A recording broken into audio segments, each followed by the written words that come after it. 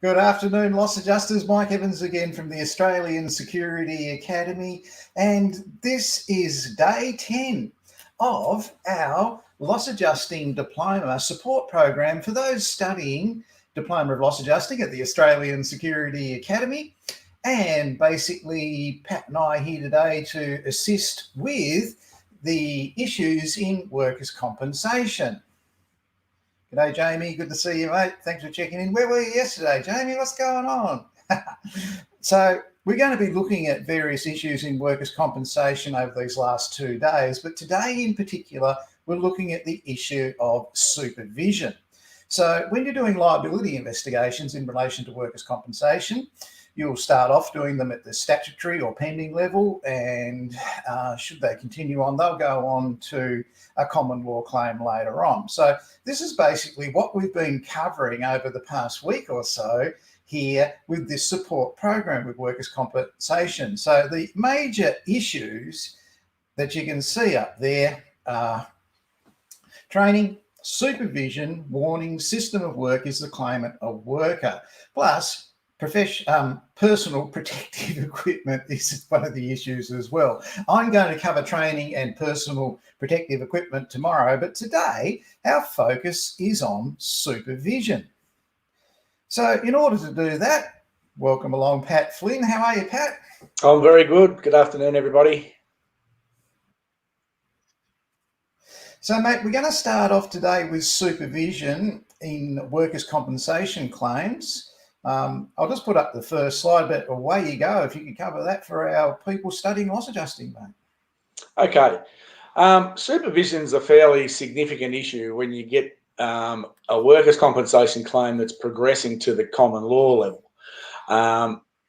One of the things that you see on every statement of claim that's been issued by the claimant in regards to he's taking action against the employer, the first two particulars of negligence, usually at the start of the issues that they're identifying as far as negligence goes, is failed to provide a safe system of work and failed to provide adequate supervision. They're really two that you see a lot of times when you have a look at these statements of claim.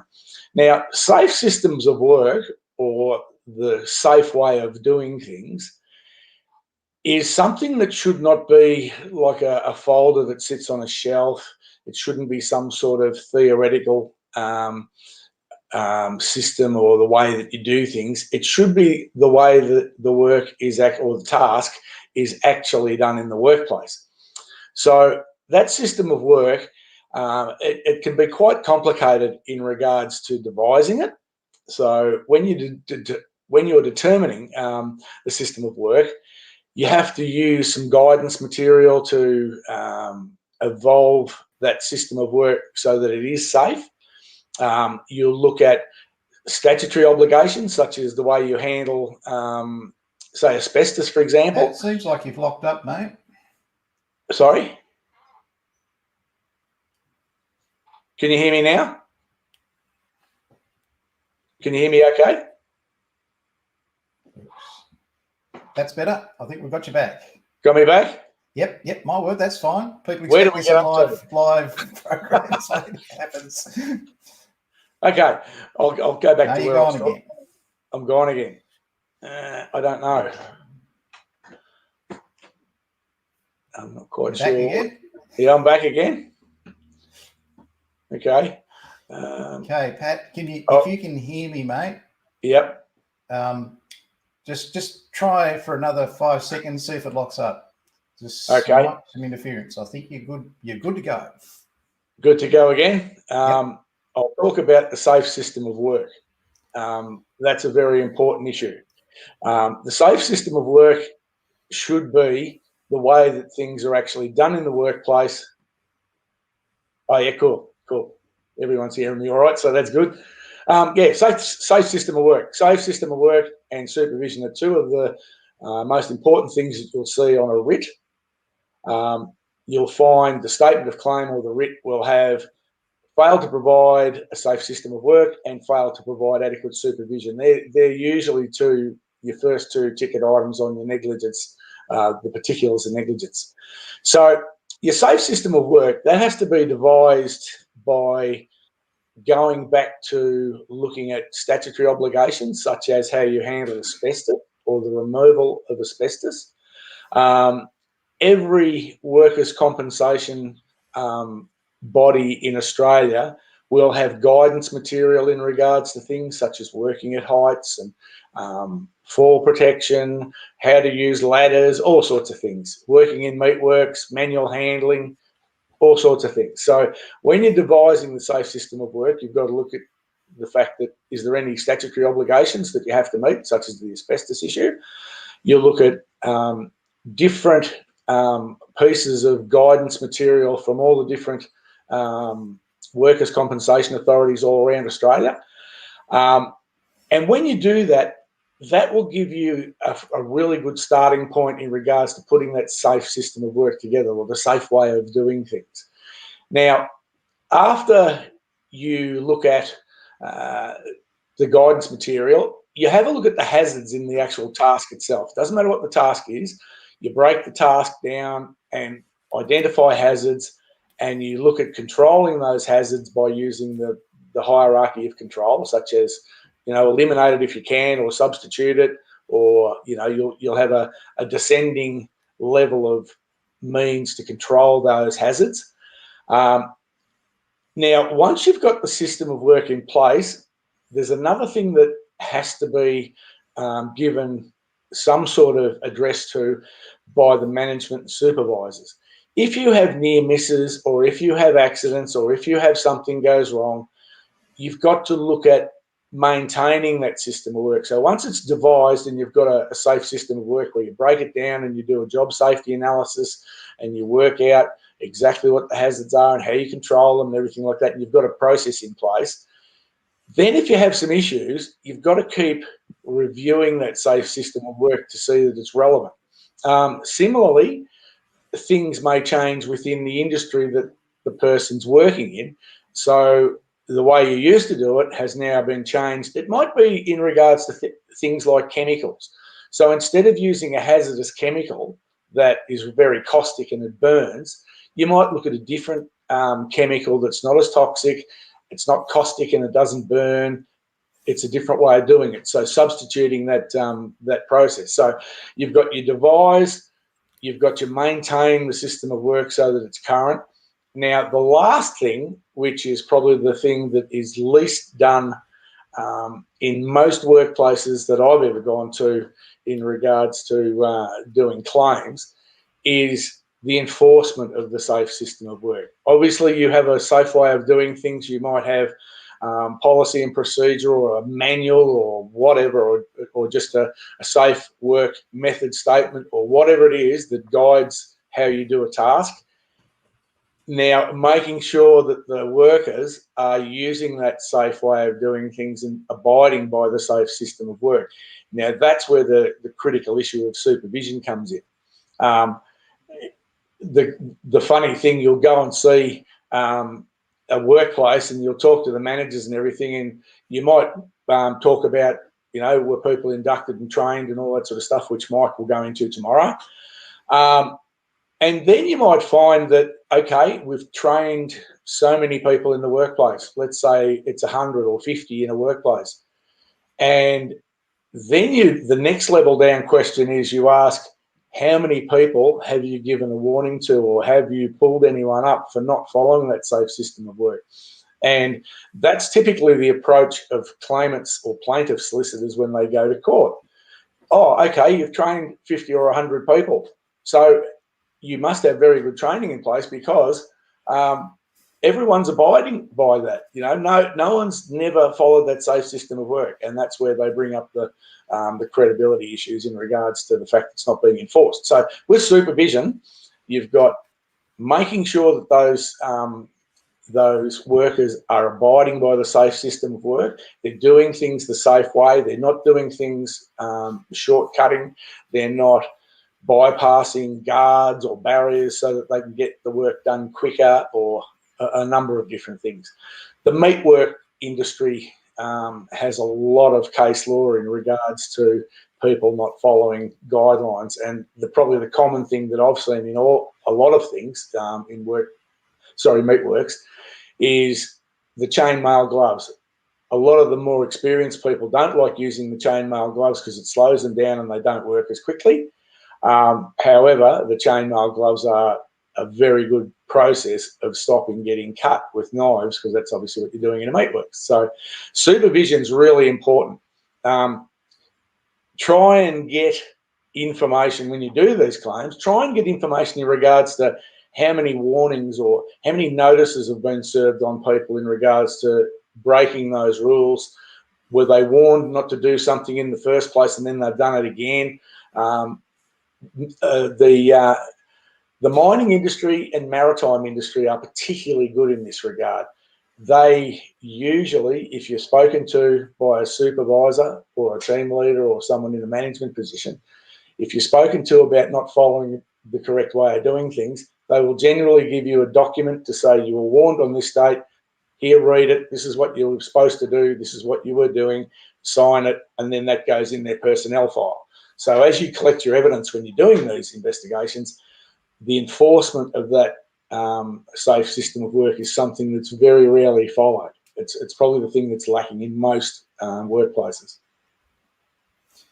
Pat, you have an example of a seatbelt from mining. Could you just share that with us, where a man didn't Yeah, his PPE?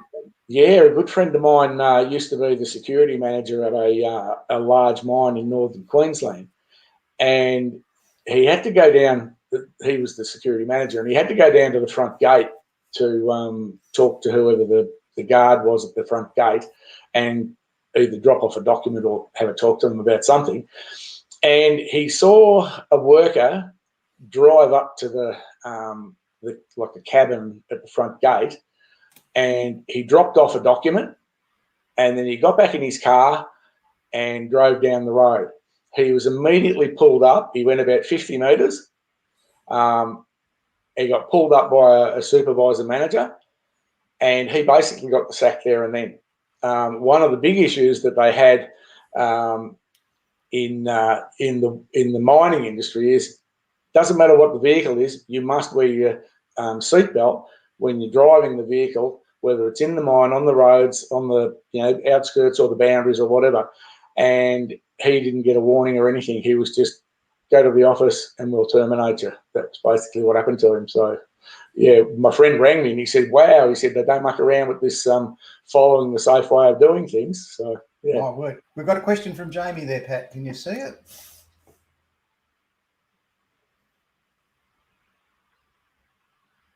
Okay. Everyone has a responsibility for doing things like that. But again, this comes back to supervision as well.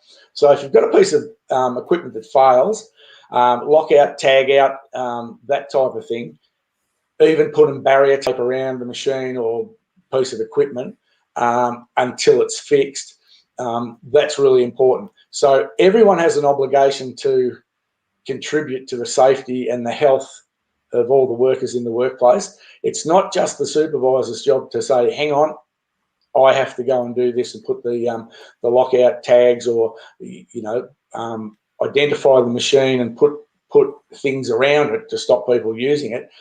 The person who was operating the equipment, and if it fails and they have to do something else, the person who was there when it failed has an obligation to do it. But again, the supervisor should be maintaining some sort of overview on everything that gets done in the workplace. So again, it comes back to supervision again.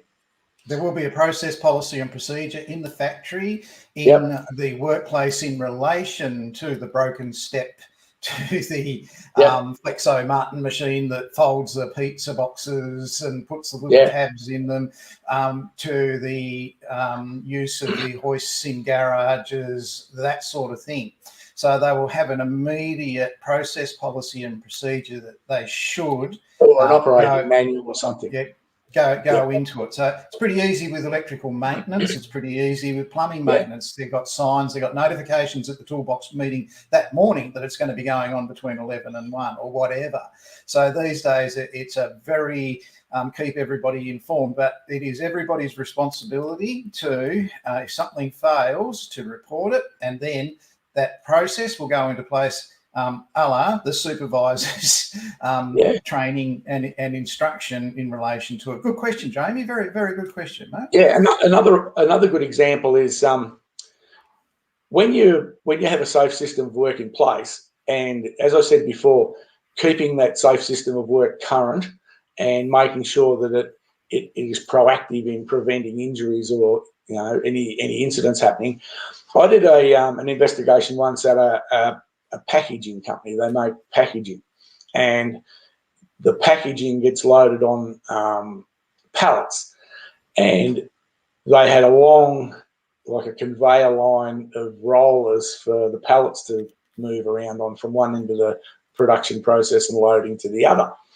And they used to have problems with, if you have a look at a pallet next time you look at it, the wood on the bottom of the pallet, it goes across underneath the pallet and on top of the pallet.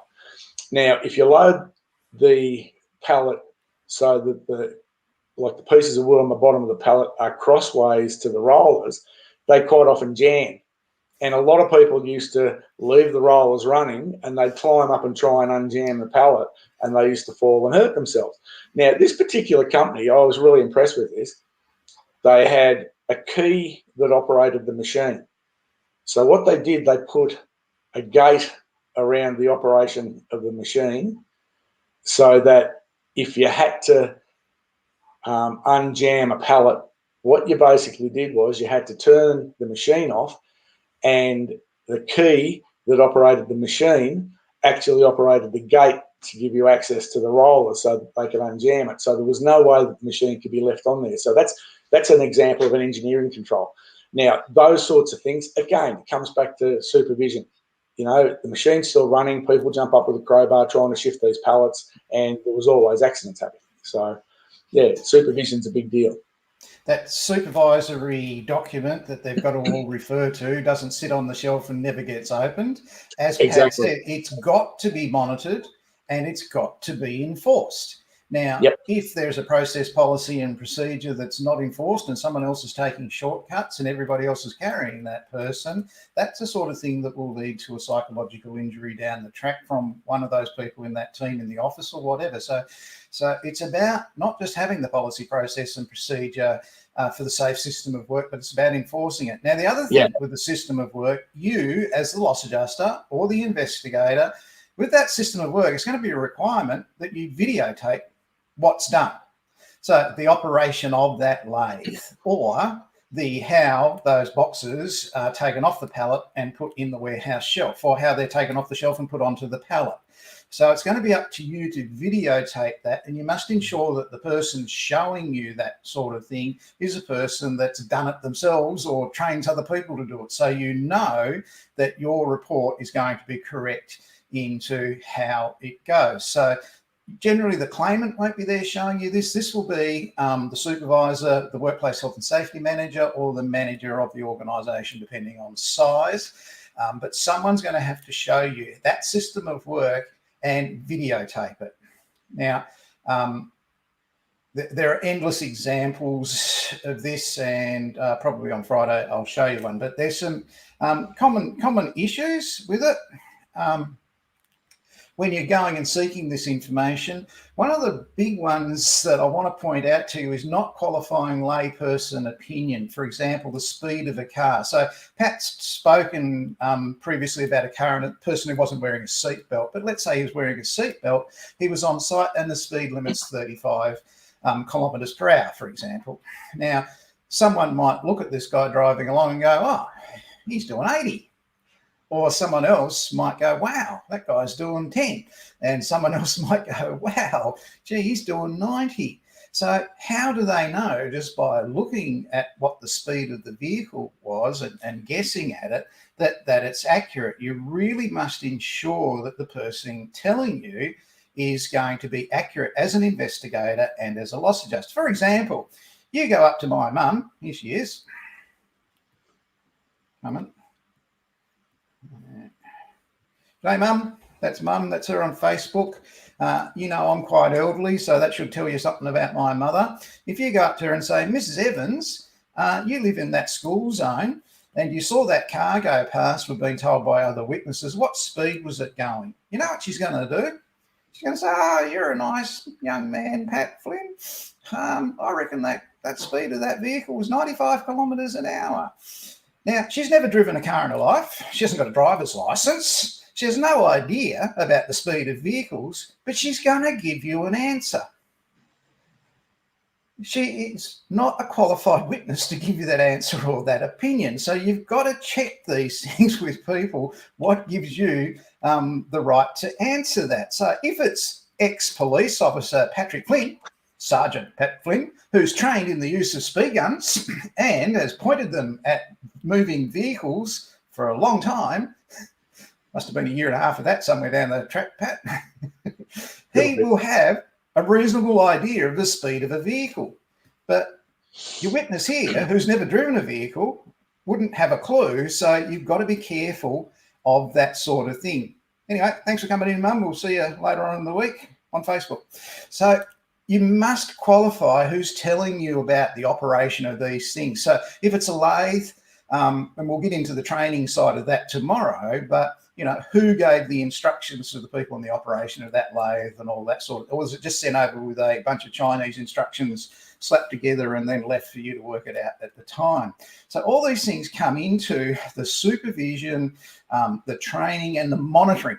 And the monitoring and enforcement is absolutely critical. One thing Pat touched on was the warnings.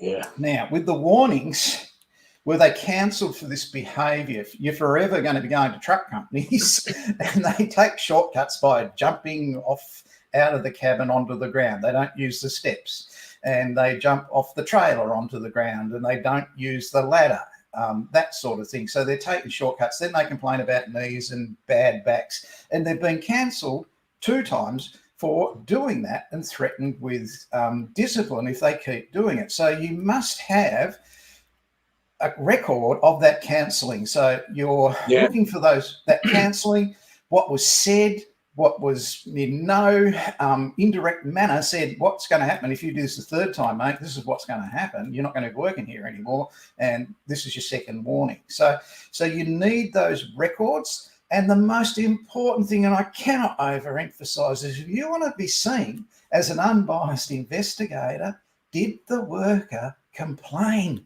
about the system of work? Yep. And did they constantly complain about the system of work? Now, I've worked in workplaces where I've complained that I was cold a lot and no one cared. Fair enough. That doesn't matter.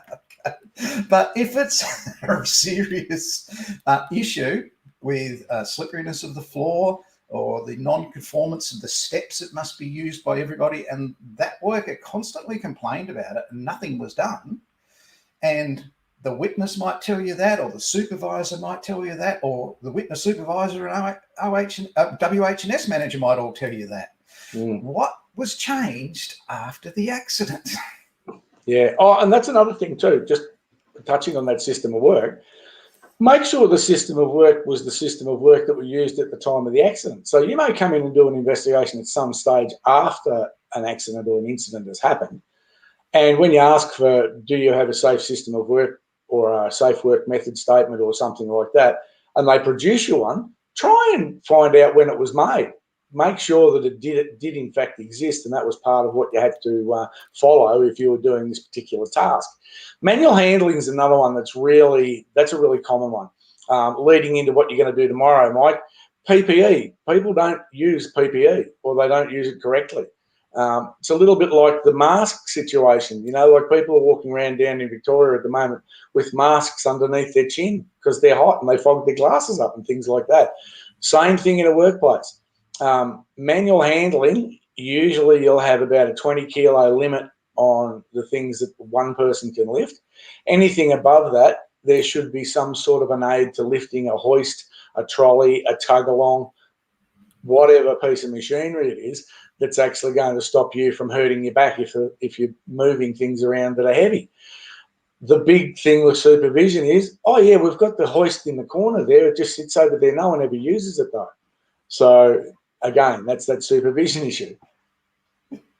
We had one with PPE in Glenorchy in Tasmania, which was a local council, and they were all working outdoors. So the local council, being a very good employer, decided they're going to provide all their outdoor workers with the best U-Butte sunglasses that people money could buy.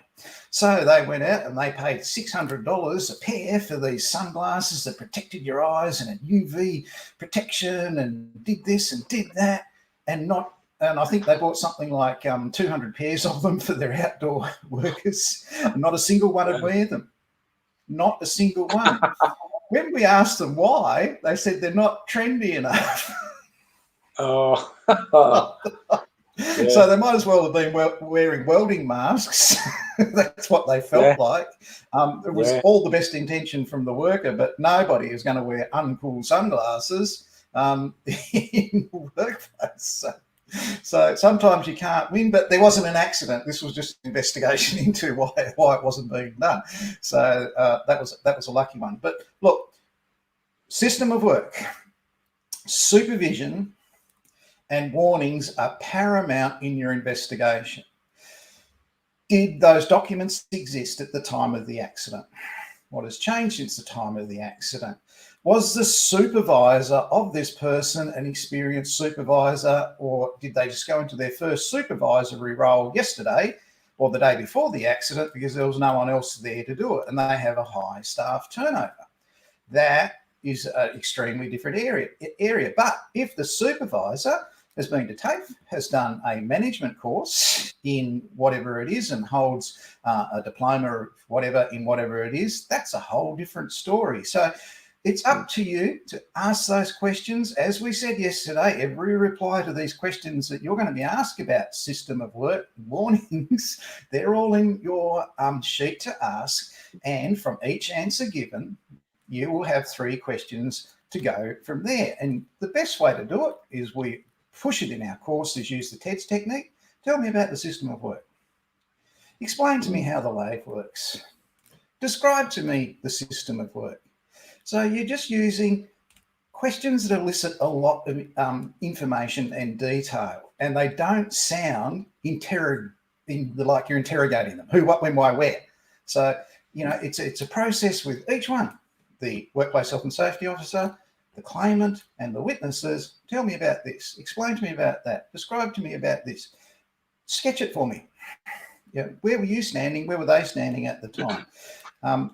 So keep in mind, there's going to be a different workplace you go to each day. They're going to have different systems. BHP have some of the best systems I've ever seen, and I have carried documents out of BHP that hardly fitted in my car with all the boxes I had. Yeah. It was just so enormous, the records they kept. But Fred and Mary's garage, they don't have that. Yeah. Another thing with system of work too, just while you're touching on that issue of different workplaces, you may have a task where a safe system of work has been devised in regards to how you do something. Let's say it's plumbing works, or it's installing solar panels on the roof of a house, or cutting a tree down if you're an arborist. The way that you do the job will be covered in a safe system of work. However, every workplace you go to while you do that sort of work as a contractor or as a person going to a residential address, every one of those workplaces for that day or for those couple of days that you're doing your work there will change. So where you have a safe system of work on how to use a chainsaw and how to cut a tree down, when you go to the property to cut that tree down, you then have to do some sort of a risk assessment and a risk management process before you start to see whether there's any hazards at the work site that you've gone to, because it's dynamic and it's a different one from the one you did yesterday. So you'll do something like a take 5 or a stop, look, assess, manage, like a SAM, take 5. There's a whole range of things. Take 5 is probably the most common, where you get a little notebook that you do a risk assessment for each of those jobs each day. So yeah, that's another thing that the system will work. In dynamic workplaces, you have to include some risk management as well. Thanks, Pat. So people, I'll just play it again. I played it yesterday. Where do you find this information in your loss adjusting course and your private investigator course? Here's the video that will direct you to it. If you are studying the Diploma of Loss Adjusting, scroll down to the unit, Evaluate Collected Information and Report Findings in Loss Adjusting. From the top, just scroll down to topic 4.